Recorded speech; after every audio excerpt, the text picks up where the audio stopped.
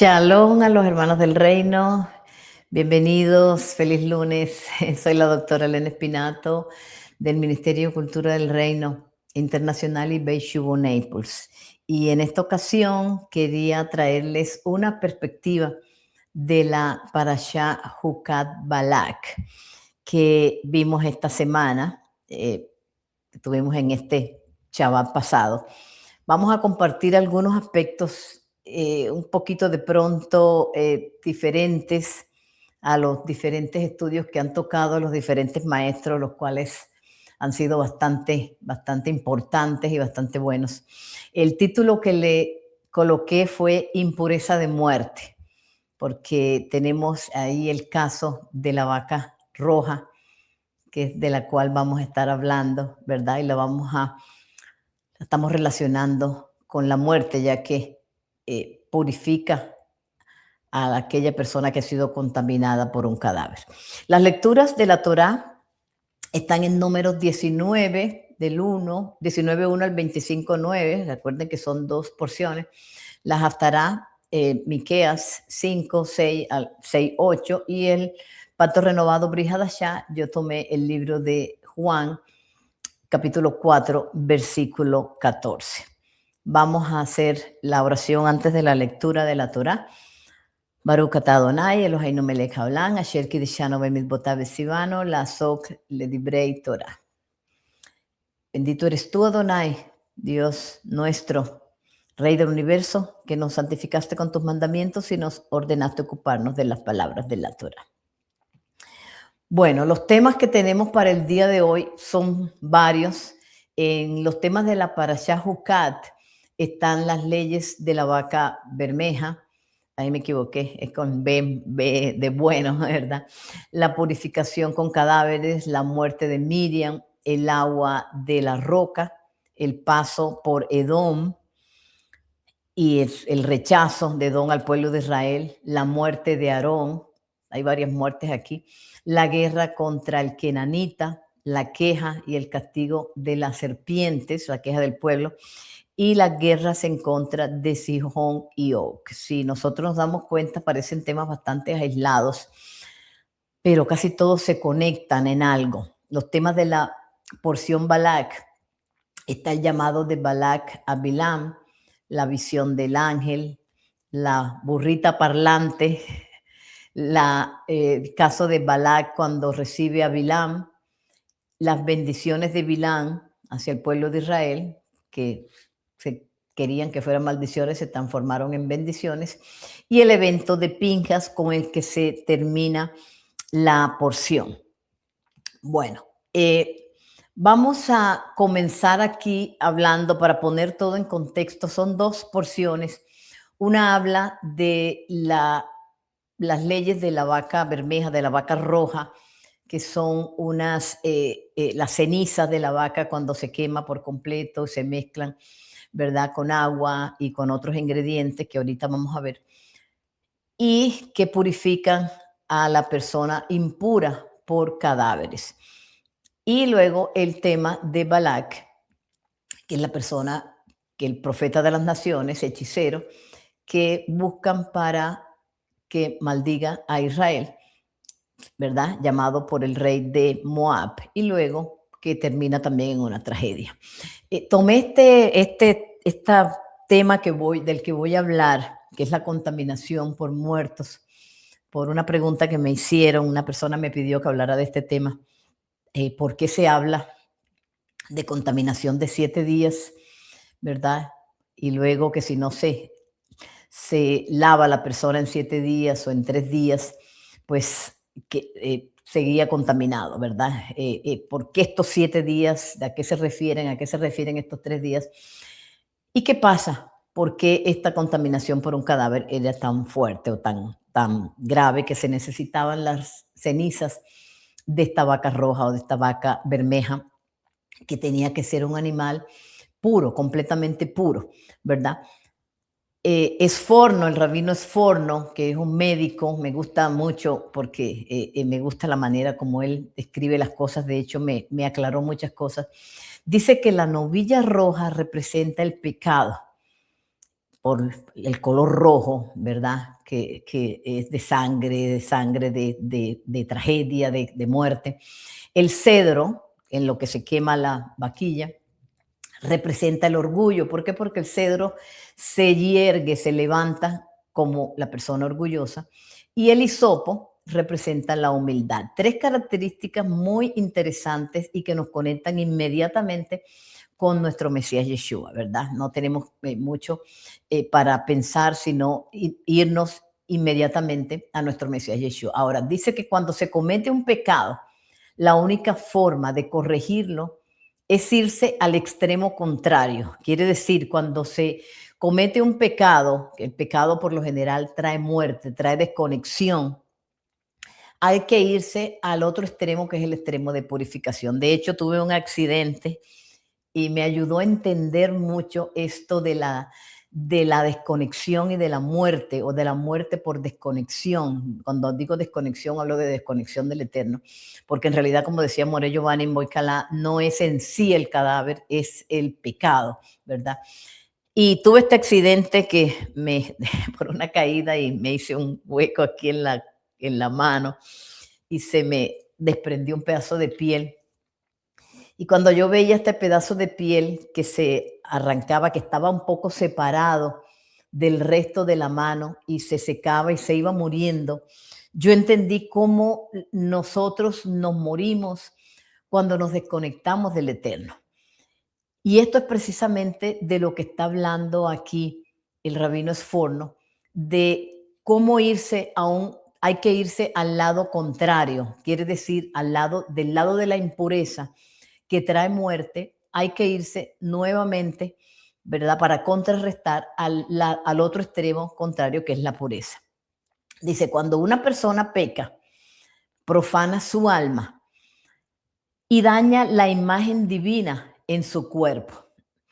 Las aguas de purificación rociadas sobre el impuro por causa de un cadáver define el significado de tahará, purificación por el pecado. Las aguas combinan las cenizas de la vaca, el agua, el cedro y el hisopo. ¿Y qué es lo que está diciendo él aquí? Él dice que una vez que hay una contaminación, ¿verdad? O el pecado o una desconexión con el Eterno, el alma se contamina y el alma muere. Y esto es la causa principal de muerte que tenemos los seres humanos cuando nos desconectamos de Dios. Y luego hay que purificarlos con las aguas de la vaquilla, que, como dije al comienzo, estos elementos, ¿verdad?, se relacionan mucho con nuestro Mesías Yeshua. Ahora, vamos a ver otra perspectiva del rabino Jonathan Sachs, que dice que la paradumá, o sea, la vaca roja, representa la vida en su forma más primitiva. ¿Por qué? Porque es un animal y está hablando de la parte del área de nosotros que es la parte del alma animal, ¿verdad? Y dice que primero como un animal, y el animal vive sin conciencia de muerte. ¿Por qué? Porque los seres humanos, así como el animal vive sin conciencia de muerte, los seres humanos pecan porque no tienen esa conciencia, no lo tienen claro, a través del pecado se van a desconectar del Todopoderoso. Y esto les causa una separación. Ahora, él dice que roja, porque rojo es el símbolo de la sangre, y la sangre es vida. A lo contrario de Forno, él dice que aquí la sangre significa vida, y por esto es la vaquilla. Una vaca porque es un animal, el hombre sin conciencia que comete el pecado, y la sangre porque la sangre roja, porque la sangre lo lleva a la vida, o sea, el color rojo representa la vida, ¿verdad? Por otro lado, las aguas vivas son la fuente de toda vida. Ahora, el agua es algo que tiene un significado muy grande porque se compara con la Torá, ¿verdad? Pero también el Mesías decía que él era el agua viva, de quien no tendríamos sed jamás. Y si nosotros ponemos a ver las características del agua, cuando usted se baña, usted siente que se revive, ¿verdad? Nosotros somos la mayoría, ¿verdad? Somos en nuestro cuerpo, somos agua. O sea que el agua es una parte muy importante de nosotros mismos, ¿verdad? Entonces, inclusive se dice que una persona puede soportar más sin comer que sin tomar agua, sin hidratarse. Y de hecho, se relaciona también mucho esta porción porque se habla también del agua de la roca, ¿verdad? Del agua del manantial que el Eterno le dio al pueblo de Israel cuando se quedaron sin agua. Y también de otra porción, de otra parte que vamos a ver más adelante. Ahora, la pregunta que nos haremos aquí nosotros en este momento, en este pequeño estudio que vamos a traer, es ¿por qué hay una contaminación por cadáver? O sea, ¿por qué la gente se contamina con un cadáver? ¿Por qué se usa el agua? ¿Por qué es agua lo que se usa? Sí, aparte de que ya vimos por qué se usaba la vaquilla, el cedro y el hisopo. ¿Y cómo mira el judaísmo a la muerte? Que es la parte en donde más me quiero enfocar. ¿Y qué conexión hay con los otros temas? Porque aunque parecen que son aislados, están bastante conectados. Ahora, número 1911, voy a colocarlo un poquito más grandecito para que ustedes lo puedan leer mejor. Dice, el que toque el cadáver de una persona será impuro por 7 días. ¿Por qué impuro por 7 días? Y esta era la pregunta que me hacían. Y luego al tercer día se purificará con esa agua y al séptimo día será limpio. Pero si al tercer día no se purifica, miren bien esto, no será limpio al séptimo día. ¿Qué quiere decir esto? Los rabinos dicen que esta persona que se contamina con un cadáver por 7 días, ¿verdad? O que se contamina con un cadáver, dice que será impuro por 7 días. ¿Por qué? Porque ellos dicen que a lo mejor estas personas se siguieron contaminando por varios días. ¿Por qué? Porque en varios casos ocurre una mortandad y hemos visto en varios casos en la escritura en donde ocurre una mortandad y recoger los muertos de una mortandad a veces no se puede hacer en un día. Pero cuando no hay este caso de que hay una mortandad, si la persona se contamina en un día, pero al tercer día, después de que se haya contaminado, esta persona no se purifica, ¿verdad? Con agua, esta persona no va a ser limpia. Entonces, lo que ellos están tratando de decir aquí, ok, si tú te has estado contaminando por 7 días, ¿verdad? Vas a estar impuro por 7 días, pero en el caso de que solo sea un día, el tercer día tú ya deberías estar puro, ya te deberías estar purificando, ¿verdad? No te puedes quedar así. Y sabemos que el judaísmo utilizaba también en esta época muchos métodos y uno de ellos era el agua. Dice también, cualquiera que toque el cadáver de una persona y no se purifique, contamina el tabernáculo del Eterno. Quiere decir que la persona que toca a un cadáver y toca un utensilio, puede ser del templo, del tabernáculo, o toca otro utensilio, y ahora vamos a saber cuáles, también lo contamina, ¿verdad? Tal persona será extirpada de Israel, por cuanto el agua para la impureza no fue rociada sobre él. Será impuro y su impureza estará sobre él.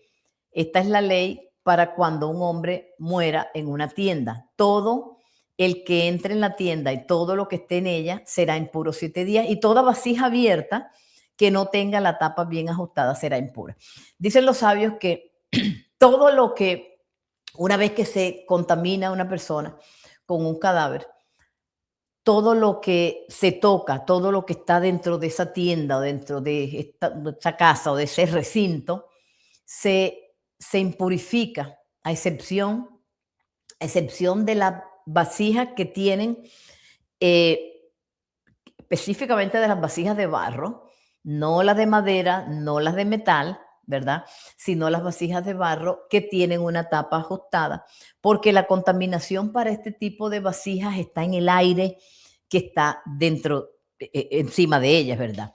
De hecho, la Cábala tiene un principio que dice que no hay espacios vacíos, sino que todos los espacios se llenan con algo, en este caso con el aire, y el aire está contaminado. Ahora, ¿por qué con el metal y la madera sí se puede contaminar. Bueno, el metal y las maderas son transmisores, ¿verdad? Transmisores de energía. En el caso del metal, si usted coloca un cable eléctrico en el metal, se transporta energía. Y la madera, si usted le pone fuego, la enciende, pero el barro no, el barro aísla. Entonces, este es como un tipo de energía, ¿verdad? Como un tipo o de partículas muy pequeñas de contaminación. De hecho, hay otras teorías que dicen que cuando hay un cadáver, hay unos microorganismos tan pequeños, que comienzan, las células mueren en ese instante y a tan pronto el individuo muere, las mismas células que mueren comienzan a morir una tras otra y entran en una descomposición. Yo lo vi con mi mano, se me desprendió el pedacito de piel y ese pedacito de piel fue muriendo poco a poco. El día siguiente ya estaba casi muerto, ¿verdad? Porque está desconectado. Eso nos pasa a nosotros cuando nosotros nos desconectamos a través del pecado. Recuerden que el Eterno no puede estar con el pecado. El Eterno tiene que estar completamente aislado del pecado.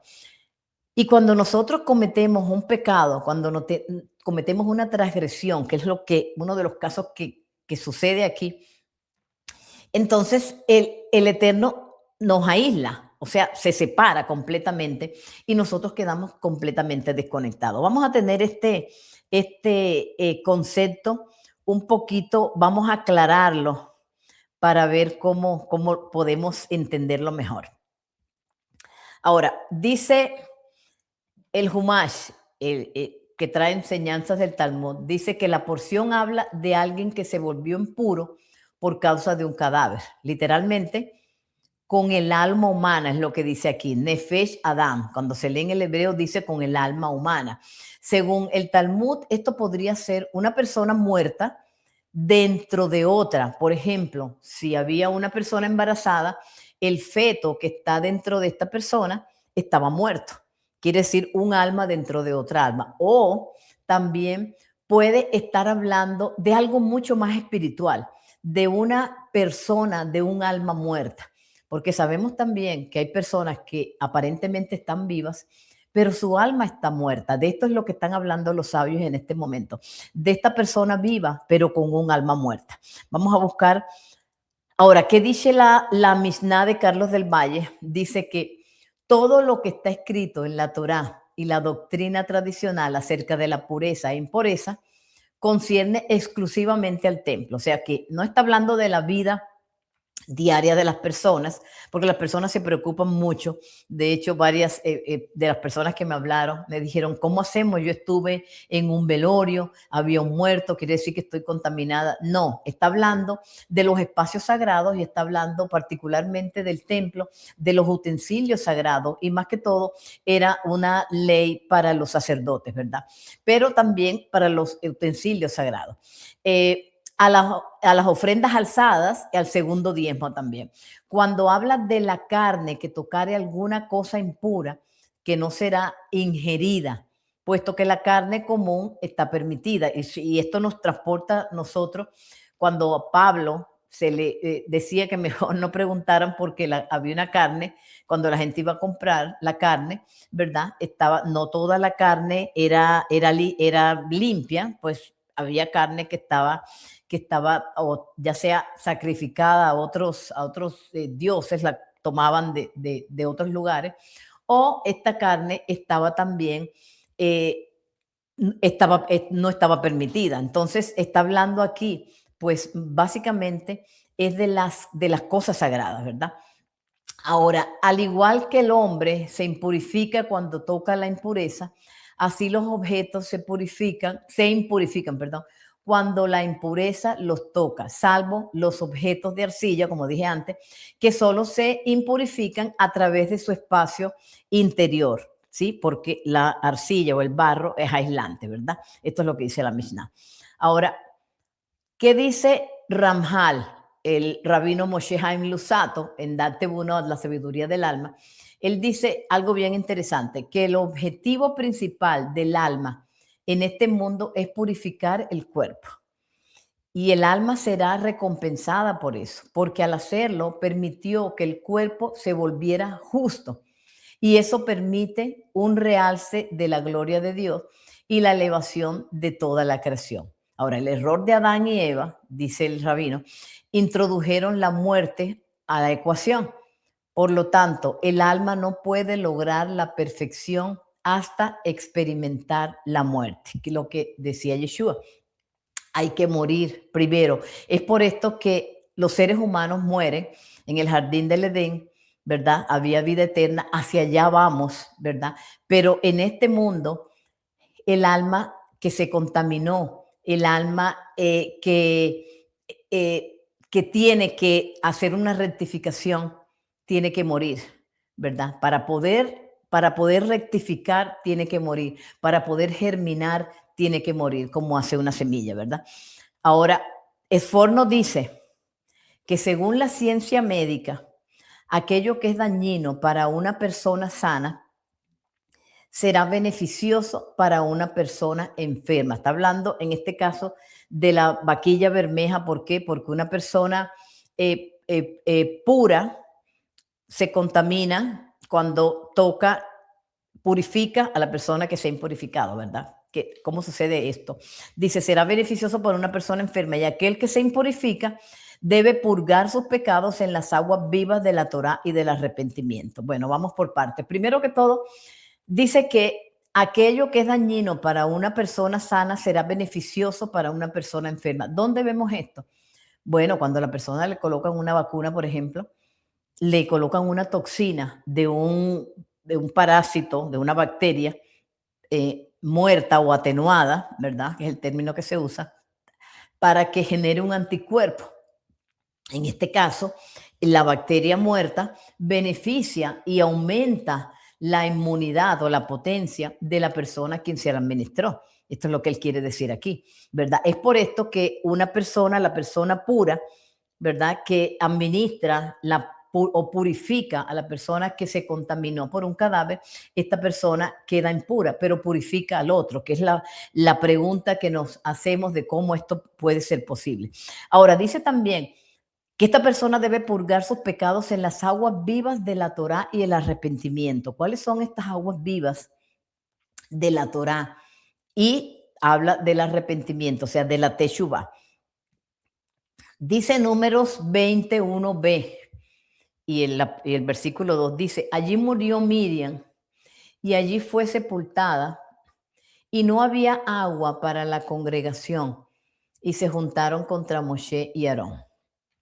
Aquí hay varias cosas. Lo primero que dice aquí es que, bueno, hay varias muertes aquí porque muere Miriam, después muere Aarón y dice que fue sepultada allí. Sepultada allí es algo muy importante porque tiene mucho que ver con lo que yo quiero, el punto que quiero traer hoy, que es el honor que se le debe dar a los cadáveres, a las personas que mueren. Y dice que fue sepultada allí inmediatamente, no se esperó mucho tiempo, ¿verdad? Pero dice también que no había agua, se fue el agua para la congregación. Y siempre, pues nos hemos hecho la pregunta de por qué se va el agua, se deja de haber agua cuando Miriam muere. Algo que me comentaba mi esposo precisamente es acerca de esta porción.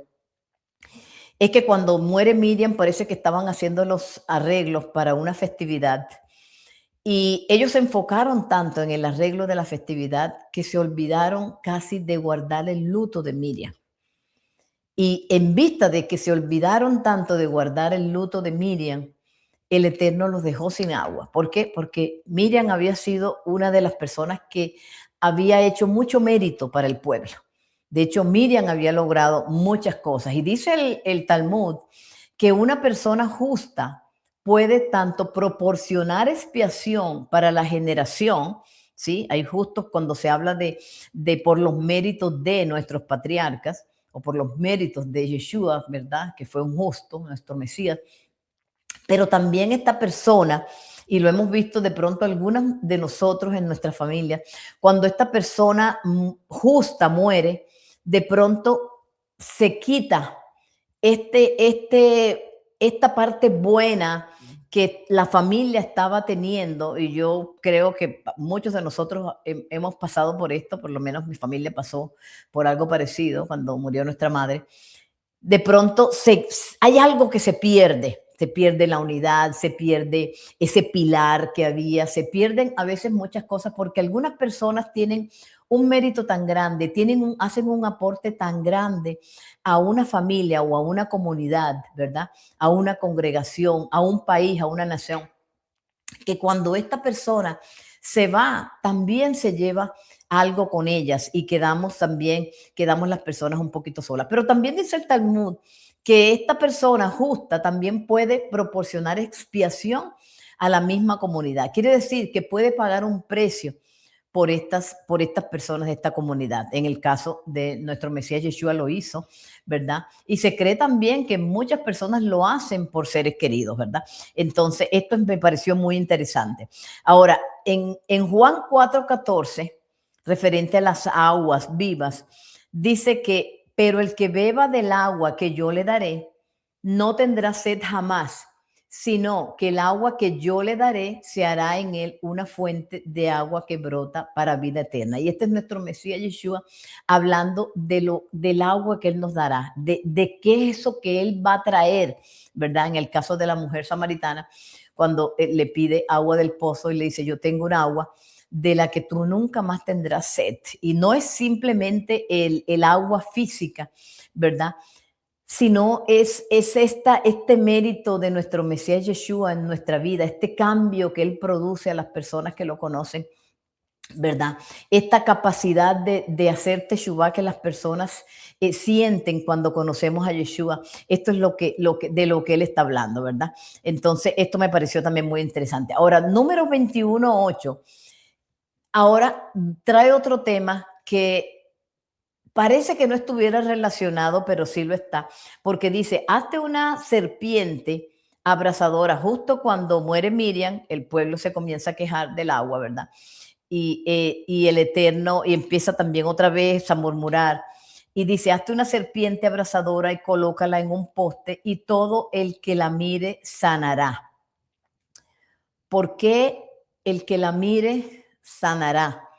Porque nosotros tenemos que ser confrontados con nuestro pecado, porque nosotros tenemos que mirar el pecado de frente, porque no podemos huir de él o nos alcanzará, porque nosotros tenemos que darle la cara, enfrentarlo y reconocer que hemos pecado. Eso es lo que se debe hacer, ¿verdad? No es en sí la forma de la serpiente, ni es la sanadora, es la serpiente. Yo sé que el símbolo de la medicina es la serpiente, pero no es la serpiente lo que cura, ¿verdad? Sino en este caso lo que sanaba no era el símbolo de la serpiente como tal, era el confrontar el pecado. ¿Por qué? Porque cuando tú haces algo y cuando tú te miras al espejo, o cuando el Eterno te pone enfrente, ¿verdad? Por ejemplo, a una persona que te recuerda lo que hiciste, o un caso, ¿sí? Está el concepto de medida por medida. El Eterno te va a hacer pasar exactamente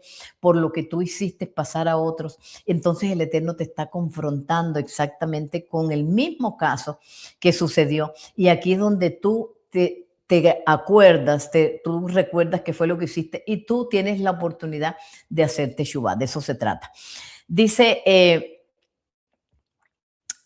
en la página de Aish Latino se comenta que la actitud básica del judaísmo hacia la muerte, de esto quería hablarles también. ¿Qué piensa el judaísmo de la muerte? La actitud básica del judaísmo hacia la muerte introducida con la expulsión de Adán del jardín del Edén es que no se trata de un fenómeno natural inevitable. ¿Cómo así? O sea que no se trata de algo inevitable. Sí, nos pone a pensar esto, ¿verdad? Dice que la muerte es la vida enferma, deformada, pervertida, desviada y desconectada del flujo de santidad que se identifica con la vida. Qué interesante esto. Me lo hizo recordar precisamente mi parte de piel que se me desprendió porque estaba desconectada del resto de la mano, ya no estaba recibiendo la circulación de mi mano, el flujo sanguíneo, y esta parte se dañó, se murió y de hecho se arrancó de mi mano, ¿verdad? Y eso es lo que pasa. Cuando nosotros contaminamos el alma, sí, ahora vamos a saber cómo la contaminamos. Viene la muerte, porque la muerte es esta vida enferma, es esta vida que se daña, es esta vida que se deforma, es esta vida que se pervierte, ¿verdad? Es esta vida que se desvía de lo original, del camino, de lo establecido por el Eterno. Es aquello que se desconecta, ¿verdad? Del flujo de santidad del Eterno. Qué interesante. De modo que lado a lado, con una sumisión estoica de la muerte, hay una terca batalla contra ella en el nivel físico y cósmico. La muerte, cuyo representante es Satán, siempre, es considerada el peor defecto del mundo. El remedio es la fe en la resurrección. ¿A través de quién? A través del único que venció la muerte, a través de nuestro Mesías Yeshua. Qué interesante. Número 2029, se los voy a colocar un poquito más grande para que lo puedan ver. Y dice, y al ver toda la asamblea que Aarón había fallecido, primero Miriam, ahora Aarón, toda la casa de Israel le hizo duelo por 30 días. Esto es muy importante, ¿verdad? En el judaísmo, muy importante. Le hizo duelo por 30 días. Aquí está. En el caso de Miriam dice, murió Miriam y la enterraron allí mismo. No esperaron. Pudieron haber, vamos a esperar a llegar a la tierra prometida, la momificamos, la embalsamamos, ¿verdad? Pero no, dice que se enterró allí mismo. En el caso de Aarón dice, se le hizo duelo por 30 días. Van dos aspectos. Existe una clara suposición en la literatura judía de que el alma del fallecido permanece presente durante bastante tiempo después de la muerte, ciertamente hasta el entierro y muy posiblemente hasta que su cuerpo se descompone por completo, 30 días, ¿verdad? El Talmud afirma que el alma del fallecido es consciente de todo lo que se dice en presencia de su cuerpo. Mire qué interesante esto. O sea que hay que hablar bien de las personas que fallecen por respeto a ellos. Sí, él está consciente, él está escuchando lo que estamos diciendo. El Talmud afirma en Shabbat 152a que el alma se lamenta por su propio cuerpo durante toda la semana de duelo que se llama Shiva y que durante todo el primer año después de la muerte el alma va y viene. Usted siente que ha visto de pronto a su familiar, de pronto es algo de esto que ha sucedido, alternando entre el cielo y sus restos enterrados. Finalmente, al concluir el año de duelo, quienes son dignos se encuentran la paz total en el cielo. Ahora usted me dirá, pero ¿cómo así? No es que solamente descansan y van a resucitar después para vida eterna. Ahora vamos para allá, ¿verdad? Pero esto es lo que dice, esto de lo que dicen los sabios del Talmud y me parece muy interesante. Ahora, seguimos. El rabino Aryeh Kaplan dice y explica que después de la muerte el alma necesita tiempo para orientarse, ¿verdad? Queda un poquito perdida, confundida. No está acostumbrada a existir sin un cuerpo, en un estado completamente espiritual. Es consciente de su entorno, no a través de la vista física, y necesita tiempo para adaptarse a ello. Busca anclarse en el mundo y de manera natural se siente atraída hacia el objeto que le resulta más familiar de todos. ¿Cuál es? Su cuerpo. Por ello, se asume que el alma permanece cerca de su cuerpo durante toda la procesión fúnebre.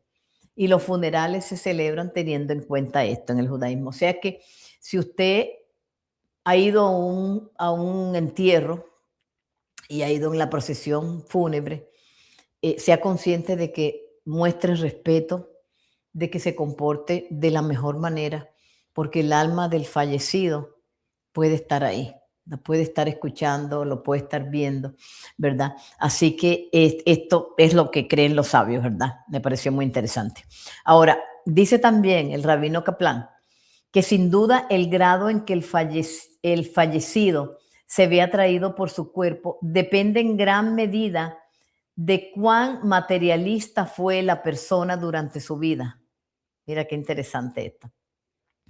Si el cuerpo, sus comodidades y placeres fueron muy significativos para ella, su alma no se separará de su cuerpo hasta que éste se descomponga por completo o incluso más allá. Muy difícil. En cambio, si la persona fue más espiritual, más sencilla, durante su vida, su cuerpo y su destino le importarán mucho menos. El Talmud también afirma que la muerte de los justos es comparable a sacar un cabello de la leche. A ellos les cuesta menos, se adaptan más rápido, ¿verdad? Mientras que una muerte dolorosa es como arrancar ramas espinosas de la lana de oveja. ¿Qué quiere decir esto? El alma se apega tanto a lo que vivió con toda su vida, que es al cuerpo, y sobre todo las personas que son muy apegadas a la vanidad, a la vida material, ¿verdad? Les cuesta mucho porque esta ha sido su riqueza más grande. Pero las personas que son más espirituales, que han vivido más en el espíritu, al alma le cuesta menos ese desprendimiento. Entonces, eso nos enseña a nosotros, ¿verdad? Estas palabras de los sabios nos enseñan a nosotros que cómo nosotros llevar nuestra vida de manera más espiritual para que el momento que llegue, que va a llegar, porque todos vamos a llegar ahí, que este momento sea lo menos traumático posible, ¿verdad? Inclusive sea menos doloroso. Es por esto, ¿verdad? Que le pedimos al Eterno que no tengamos una muerte trágica, ¿verdad? Sino una muerte donde nosotros podamos tener la oportunidad de arrepentirnos, de despedirnos, de hacer muchas cosas, mientras que la muerte trágica va a ser muy abrupta, ¿verdad? Y va a ser algo así como arrancar ramas espinosas de la lana de una oveja, muy traumático. Ahora, ¿qué pasa entonces si nosotros hemos hablado de este desprendimiento del alma con el cuerpo? ¿Qué pasa entonces con la donación de órganos? Porque esta alma que está acostumbrada a su cuerpo, que ha vivido toda su vida en este estuche, ¿verdad? Que es el cuerpo humano. ¿Qué pasa cuando a esta persona le quitan sus órganos? Y esta es una pregunta que creo que muchos se han hecho, ¿verdad? Que muchos se hacen. Yo me la había hecho muchas veces.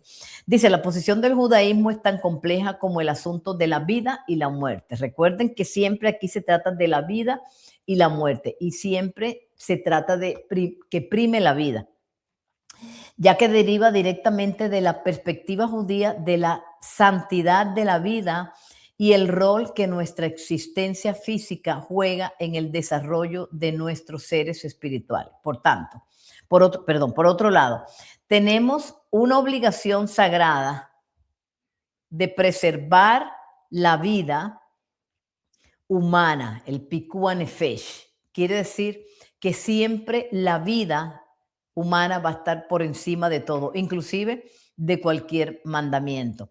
Por cuanto que el cuerpo de una persona muerta tuvo alguna vez o tuvo alguna vez dentro de sí un alma sagrada, debe ser tratada con el máximo respeto. Cada parte del cuerpo debe ser enterrada. Es por esto que ustedes ven en las noticias que se pide tanto que devuelvan el cadáver, inclusive cuando hay algo traumático, cuando hay una guerra, una explosión, se trata de recoger todas las partes de esta persona, aunque la persona no esté completa, se trata de recoger lo más que se pueda, que devuelvan, pero que devuelvan lo que es algo, porque necesitamos enterrar lo más que se pueda, porque esta alma está sufriendo, esta alma estuvo muy acostumbrada a su cuerpo y para el alma es muy dolorosa verse sin su cuerpo. Este desprendimiento con el cuerpo es doloroso y mucho más ver su cuerpo regado. De hecho, uno de los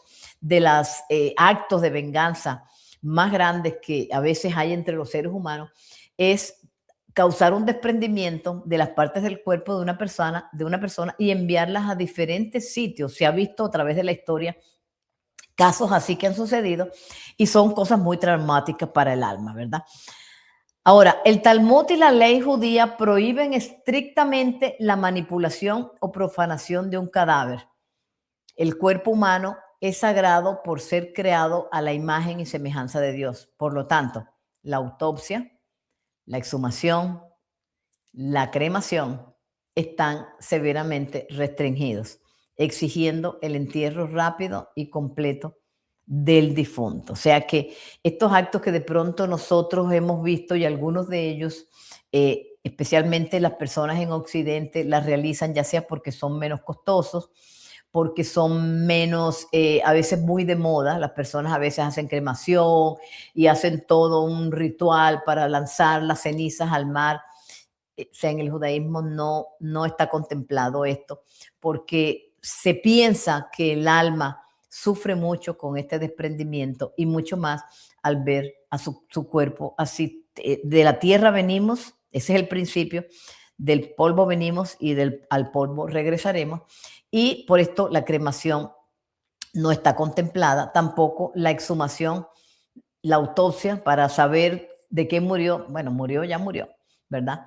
Pero siempre se tiene en cuenta de preservar la vida. ¿Cómo funciona este principio? Bueno, si usted tiene una persona, un familiar, no un banco de órganos, por ejemplo, en el país donde yo vivo, en la licencia usted dice si dona órganos o no dona. Yo eso lo quité de mi licencia por varias razones. Primero, porque no quiero que experimenten con ella. Segundo, no quiero que pongan mis órganos en cualquier persona ni que estén por ahí dándoles. Tercero, porque puede ser motivo, ¿verdad? Para que cuando vaya a un hospital de pronto no se esfuercen en salvar mi vida porque yo soy donadora de órganos. No lo sé, espero que no. Pero una de las cosas que se contempla en el judaísmo es que no se donen órganos al azar, pero si hay que salvar una vida, especialmente de un familiar, y usted lo quiere hacer, lo puede hacer por la vida de esa persona, pero no se contempla como una donación al azar, ¿verdad? Tampoco la autopsia, tampoco la exhumación y tampoco, mucho menos, la cremación. Muy interesante. Ahora, el rabino Reichman también señaló que la antigua práctica egipcia de la momificación, bien pudo deberse a su obsesión por la hechicería. Y aquí hacemos la conexión con el caso de Bilam, ¿verdad? De la Parashá Balak, que justamente se hacían muchas lecturas, inclusive de órganos. El Eterno mandaba a quemar algunos órganos como el hígado, porque las personas hacían muchas cosas, mucha hechicería con los órganos. Y también estaba el caso de la momificación, en donde, por cierto, era un tiempo muy largo, era un tiempo casi de 70 días, dice el libro de Génesis, con el caso de Jacob. Y acabamos de leer que debe hacerse lo más pronto posible, ¿verdad? El caso de Miriam se murió y se enterró allí lo más pronto posible y con mucho respeto, ¿verdad? Dice, los magos que eran tan influyentes en la corte del faraón, que esto era lo que hacían, la hechicería, al no permitir que los cuerpos se descompusieran, comprendían que más almas de los fallecidos permanecerían en el mundo físico sin poder ascender al cielo, y su presencia otorgaría a los magos las capacidades que buscaban para manipular el orden natural. Esto es lo que ellos creían. Si ellos creían que si el cuerpo estaba intacto, el alma estaba ahí.